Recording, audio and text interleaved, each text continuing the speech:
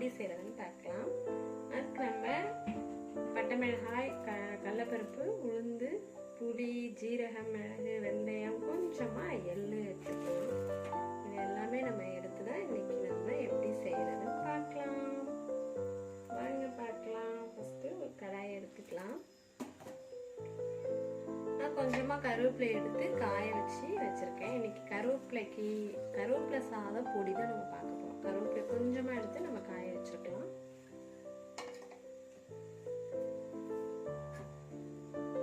நல்லெண்ணெயில் தான் செய்யணும். அதனால் ஃபஸ்ட்டு நம்ம நல்லெண்ணெய் ஊற்றிக்கலாம்.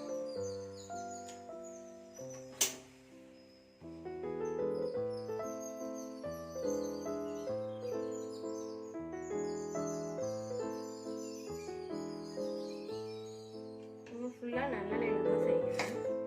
அதனால் நம்ம நல்லெண்ணெய் எடுத்துக்கிட்டோம். இப்போ நம்ம கடலைப்பருப்பு எடுத்துக்கலாம்.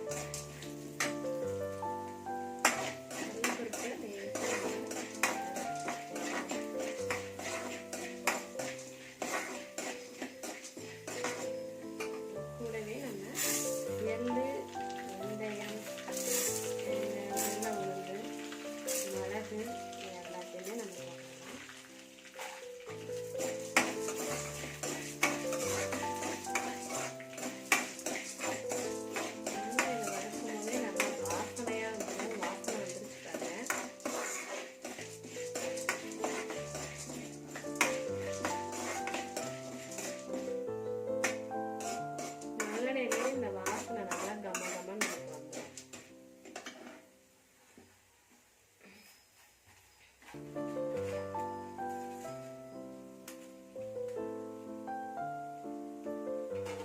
இப்போ நம்ம இந்த ஜீரகத்தையும் போட்டுடலாம். இது நல்லெண்ணெயில செஞ்சோம்னா நமக்கு நல்லா வாசனை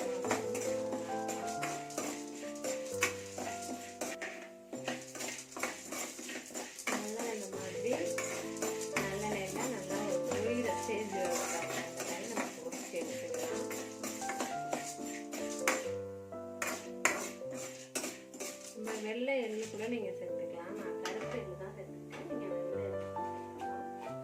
இது கூட 4 பட்டை மிளகாய் எடுத்துக்கலாம்.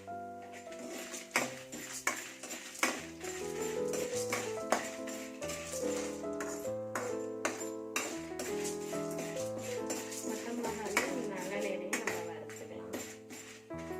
ஓகேவா?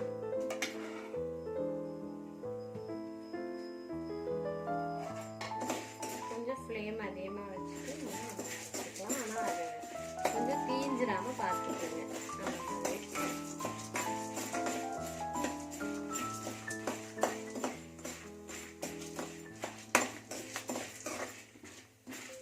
மீடியம் ஃப்ளேமில் வச்சு தான் இதை நல்லா நல்லெண்ணெயில் வதக்கி எடுக்கணும். இப்போ நம்ம கருவேப்பிலையை இதில் போட்டுடலாம். காய வச்சு எடுத்துருக்கேன், அதனால அப்படி இருக்கு. நீங்கள் காய வச்சு கூட எடுத்துக்கலாம், இல்லை காய வைக்கலனாலும் பரவாயில்ல. தண்ணி இல்லாமல் எடுத்து இதில் சேர்த்துக்கலாம். கருவேப்பிலையே நல்லா இதில் நல்லெண்ணெயில் சுருள் வரும். கருவேப்பிலை சாதம்லாம் சாப்பிட்டோம்னா நம்ம ஹெல்த்துக்கு நிறைய நல்லது.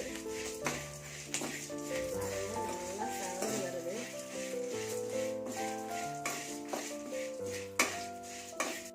கருவேப்பிலை வாசம் நல்லா வர ஆரம்பிச்சிடும்.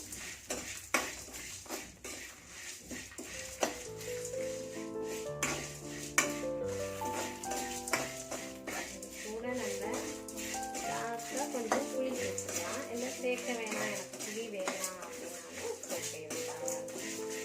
இந்த மாதிரி நம்ம நல்லா வறுத்து எடுக்கணும். நம்ம கருவேப்பிலை நல்லா முறுமுறுன்னு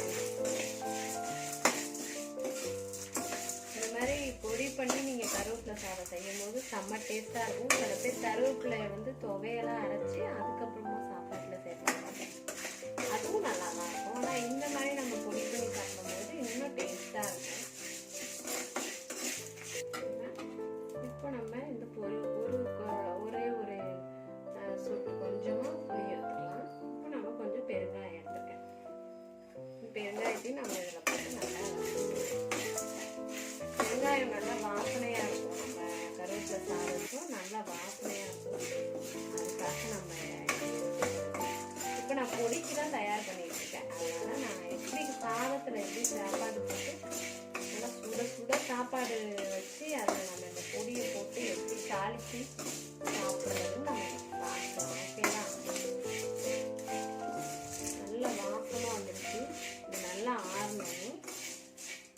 ஜாரில் போட்டு நம்ம அரைச்சி எடுத்துக்க வேண்டியது.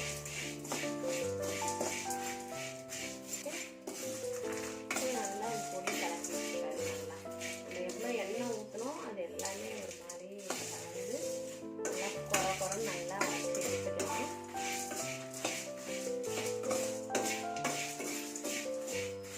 இப்பயே நல்ல வாசம் வந்துடும். நம்ம அந்த கருவேப்பிலையை நம்ம அதில் போட்டு நல்ல வாசமாக இருக்கும்.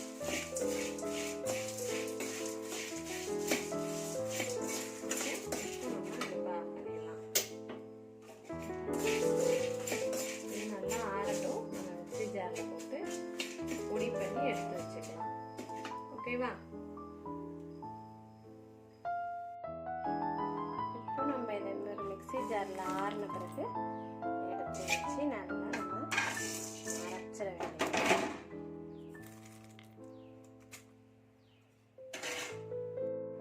இப்போ நம்ம அரைச்சி எடுத்தாச்சு. பாருங்க அழகா இருக்கா? இப்போ நம்ம இதை சாதத்தில் போட்டு பரட்டி சாப்பிட வேண்டியதுதான்.